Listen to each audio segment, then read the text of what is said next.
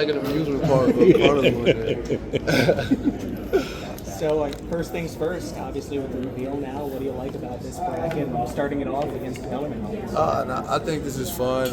It's really a really good first game, especially for the community. That's one of the reasons why we really like to sell this first game out. The Bellarmine guys have always been a part of us. Like Peyton said earlier, we've practiced with them, we worked out with them during our time here, so we're really close with the guys. So it'd be really nice to see this place at full capacity, not only for us but for them. Well, it seems like the sellout's probably a little bit more important than the campaign. You guys are on the podium. TBT announced that regional hosts will have a chance for the first time to the quarterfinal and the tiebreaker being ticket sales.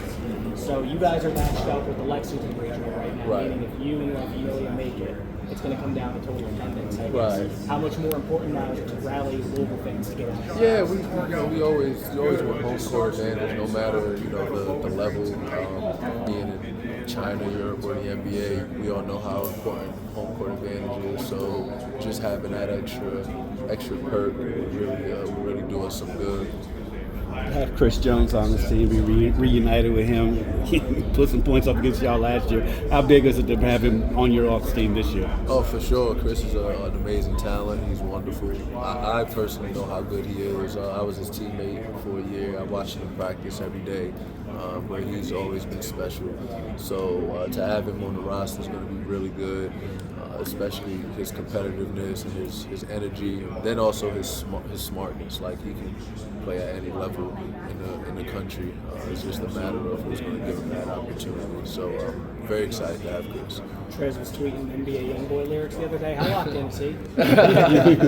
Trez can't wait to play, man. I know he had a tough break with his injury, but Trez is a workaholic. Ever since I first seen him when he was a freshman, I would walk in the gym at 12 or 1 a.m. because for some reason that was my schedule, and I would see Trez in there as well in a full-blown sweat. So that used to be really good. So I don't doubt him. For you personally, to have your bourbon feature so much in this, how important is that to you? Man, this partnership means so much to me because you have the history of Kentucky bourbon here, its pastime, its tradition, and then what we're able to do at Mr. and Mrs. Bourbon is kind of implement and integrate what we do with the basketball world, and I'm a basketball player, so it just makes so much sense. And the partnership with the TBT, with Dan, with Jake, those guys have been really good to me, and I'm just very excited. I want to keep this going. The Ville bottles is a really good test run for what's to come, because there's a lot of other amazing teams that maybe want some memorabilia that we can provide. So we're excited to see what that looks like in the future. Russ, from a basketball perspective, it sounds like you learned a lot from playing in this last year. What kind of lessons did you take from that to apply to this year? Well, I know it's one of the more competitive leagues. Everybody that's playing has probably played somewhere in foreign or is coming off a pretty good season or a pretty good league. But we know that the last 4 minutes isn't I guess you can say it's different. You don't see an Elam ending too much, and coming off a season, you close games out a certain way. So we know we have to do it a different way, and the 8 points has to be done in a certain style. So that's kind of what we're focused on. We know that we have the point guards and the players to lead in games, but now it's a matter of closing out the games differently than we would.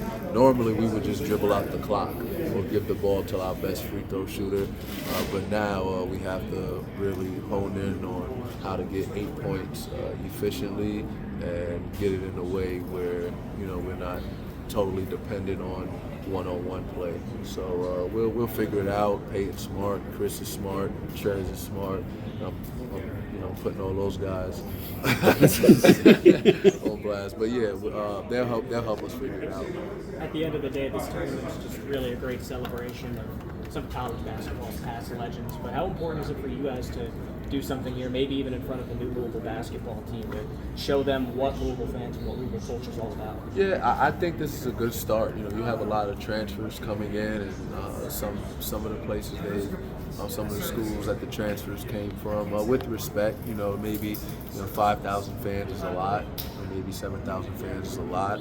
I know the SEC and the Big Ten they have some really big schools, some big budgets, and some of those teams even pack out their arenas at 15,000, 17,000. But when I was here, I was very blessed to play in front of 22,000 people, with more people trying to sneak inside the Yum Center. So it was a wonderful time, and I just hope those guys can experience just a third of what's to come this season. Freedom Hall, I think it held 6,000, 7,000 people last year, so we could just get fill that up, get a third of 22,000. That would be great. You mentioned some of those memories. What were some of your favorite memories? So it would have to be last year when the fans came out. My senior year in high school, my postgraduate year, I played in a little tournament. It was the Derby Classic, and that was fun. But the best memory probably was having my Bourbon logo on the floor. It gets no better than that for me. How many bottles of Mr. and Mrs. $1 Million buy? Bottles. That's a double entendre. Is the glass filled or not? If I get some dry goods, that's probably what's gonna happen. We win the $1 million, and for my cut, I'm getting dry goods.